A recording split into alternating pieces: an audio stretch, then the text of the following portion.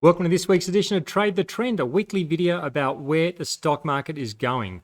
This video is going to focus on the US markets, the SP 500, the Nasdaq. I'll also have a look at the Dow. I'm going to look at the Australian markets, the ASX 200, as well as some of the commodities, gold, copper, and a couple of gold stocks. So make sure you stick around for that. As always, this general commentary doesn't take your personal situation into account. And as you can see, I'm still traveling. I'll be home next week, back to normal routine then. At the moment, I'm in the New South Wales country town of Wagga Wagga. Beautiful place. And yeah, it'll wrap up the family Christmas road trip. So with that said, let's get into our first chart. So we've got the SP 500 on the screen, and it really is so interesting where we are at the moment. It really is becoming a bit of a stalemate between the we've got the on one side we've got the people who are bearish, waiting for the market to collapse to new lows below this October low, and on the other hand we've got those thinking that the market can rally into the new year. At the moment, neither's getting what they want, with the market coiling up in this tight trading range. And for the bulls, the frustrating level is this 3,900 resistance. And this has been such a pivotal point for the market over the last few months, really the last 6 or 7 months. It's really been an area of considerable technical activity. At the moment, it's pinning the market down. S&P 500 also below these moving averages, the 50 and 100-day moving averages. So it really does remain at a point of vulnerability. Let's jump over to a 4-hourly chart, just get a little bit more detail on this trading range. It's really formed into what we call a triangle trading range. Just draw some levels in. That draws some trend lines in. You can see how the range is contracting, so it's really coiling up, and that's building up energy for the next move. What I'm watching like each successive low on the downside and the highs on the upside, and it's really like looking for a break above. Well, at this point, it'd be looking for a break above around 3,900 on the top side, or a break below around, let's say, 3,800 on the downside to trigger a move in one way or the other. And I'd expect if we do see the market break to the downside, what becomes interesting then is what sort of follow-through selling do we get, and how far can the market extend to the downside? So that's the great unknown. Like, I know people want me to tell them, just go back to the daily chart. I know people get frustrated. Well, some people do anyway. They get frustrated when I say I don't know what's going to happen. And I say that because I don't. Nobody knows which way this market's going to break. It's about having your strategy and understanding the possibilities so you can adjust your strategy accordingly. For me, I still have long positions in this market. It hasn't given enough evidence to suggest that we should be going completely to cash. I do have a large cash position, but I'm still playing the momentum from the October low to see whether we can break upwards. The pattern which I've been looking at I've been telling you about over the last few weeks is this a developing head and shoulders, inverse head and shoulders, which is a potential low, potential reversal pattern. So whether this be a shoulder here, potentially a head, and whether we're forming the right shoulder now. One thing I'll be watching, if we do break to the downside, we do get a break lower, I want to see how much follow-through selling we get. If the market breaks and we can't get a big acceleration in downward momentum, and this is a bit what the bears are looking for. They're looking for a big break in to the downside, a big pickup in momentum, which then takes the market down to a new low.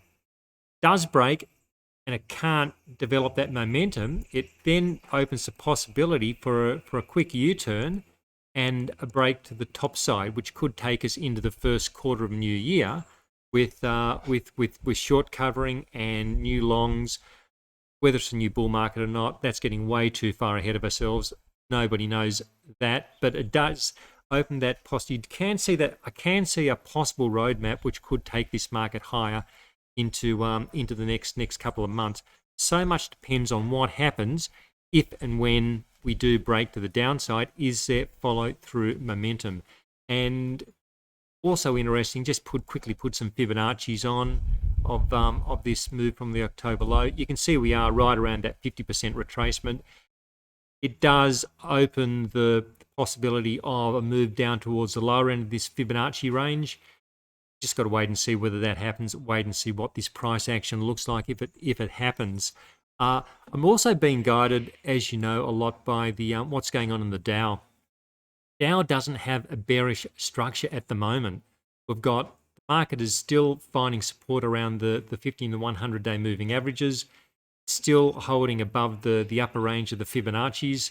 And at the moment, this looks like the impulsive move. This looks like the corrective move. So the Dow isn't set up for a big sell-off. So that makes me question the potential for the S&P to have a major sell-off while the Dow is currently structured like this. Not to say the setups can't change, but at this point in time, I'm favouring that inverse head and shoulders pattern, which could be the reversal pattern, being the way this plays out over the next at least over the next couple of months.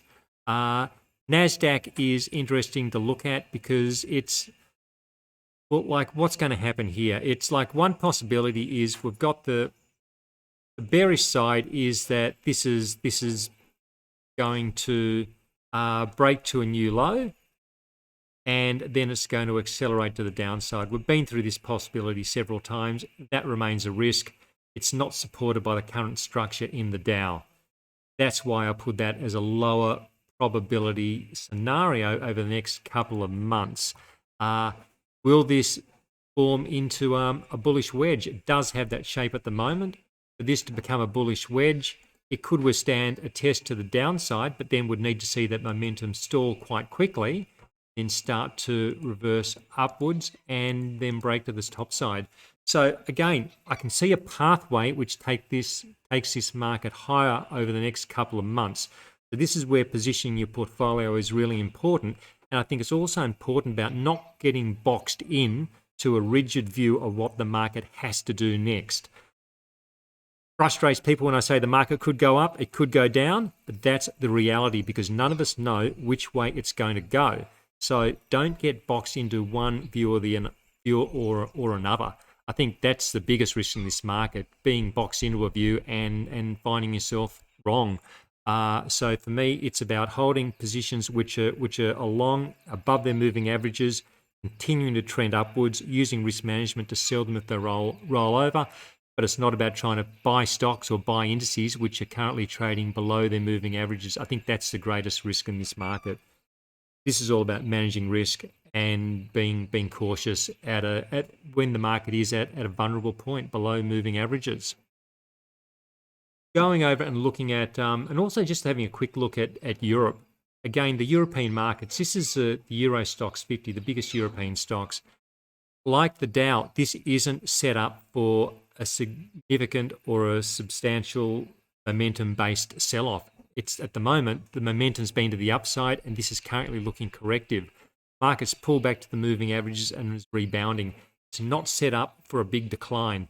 The big vulnerability in this market was back in September, early October when it broke down, but there wasn't that follow-through momentum. At this point, we have positive moving averages, market is above the moving averages. It's not pointing to that big bearish picture, which so many people are anticipating. That could change, but at the moment, that's just not the setup which I'm seeing on these charts. Now, going over to the ASX 200, again, we've got a market which is bouncing off the 50% Fibonacci retracement. So the Fibonacci is of this impulsive move from the October low, bouncing off the 50% retracement.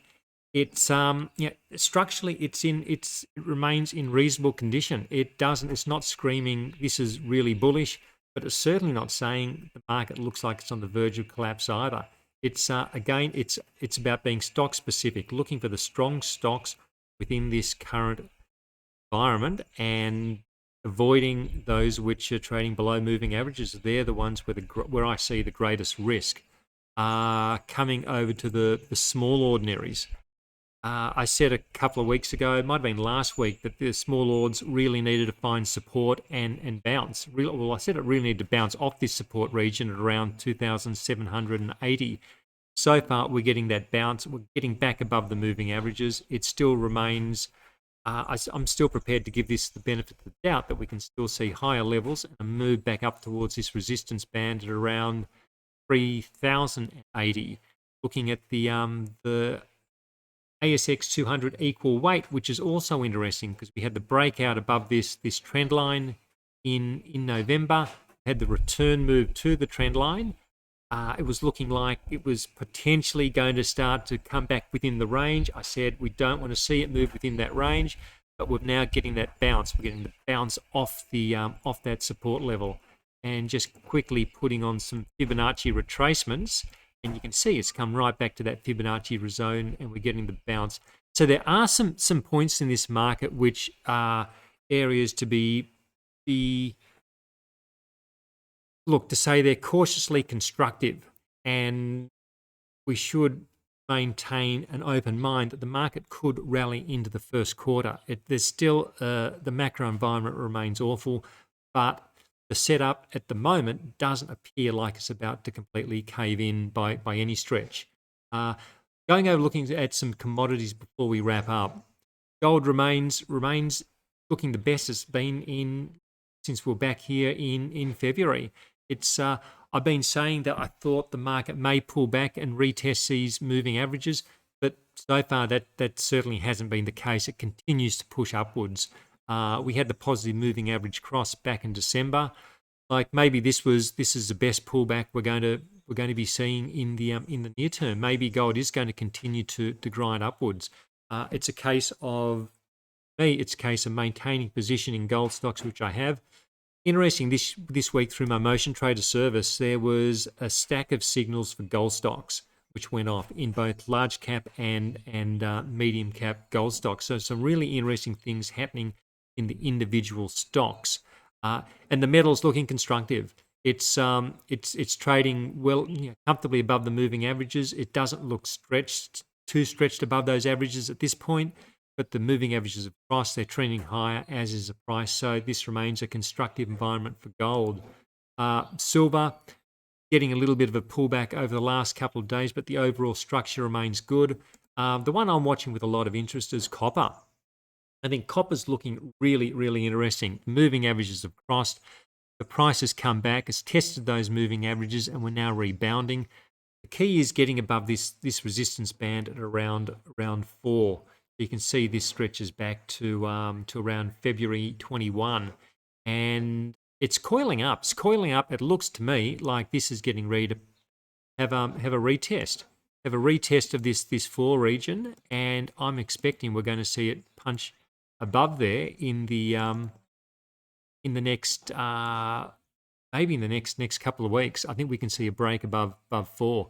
It hasn't happened yet, so it may not happen, but that's what I think this coiling price is ultimately going to lead to. And the way I think is a good way to play this is through COPX, the US listed ETF, or on the ASX, it's WIRE. And this has been interesting the last couple of weeks. It's been pulling back and consolidating this strong move we had into the end of last year, pulling back towards those moving averages. We've got support just beneath it. It's looking like it's getting ready to have another run to the upside. And just to wrap up, I'll just wrap up with some interesting developments in gold stocks. So just looking at Newmont. Newmont has been very interesting the last couple of days. I was talking about this, I think about 2 weeks ago. I was talking about how it was consolidating nicely along the 100-day moving average, and it looked like it had formed a bit of a rounding base and was getting ready for a punch higher. So we're starting to see that punch higher this week, and I think this can continue to gain momentum from here. I think the environment for gold and gold stocks continues to look good. Looking at Barrick, and it's a similar setup in that we're starting to, well, in Barrick, the moving averages are actually crossing now. The 150 are crossing, so that's a positive sign, and we're seeing this upward upward acceleration in the momentum. So I think some good things happening in gold. Looking at the ASX gold stocks, that's where I'm seeing quite a few signals in the last week. Some good setups to consider. So I will. I think we'll call that a wrap for this week. It's always a bit different when you're trying to do these things when you're away from home, away from the office. But look, I'll be back to normal next week and go back to the 2 video format rather than trying to put everything into one video. Hope you found that helpful. Hope that helps you get set up for the new year. Welcome to the new year, and thanks for joining me again. And I look forward to coming back next week and talking to you again then. So until then, bye for now.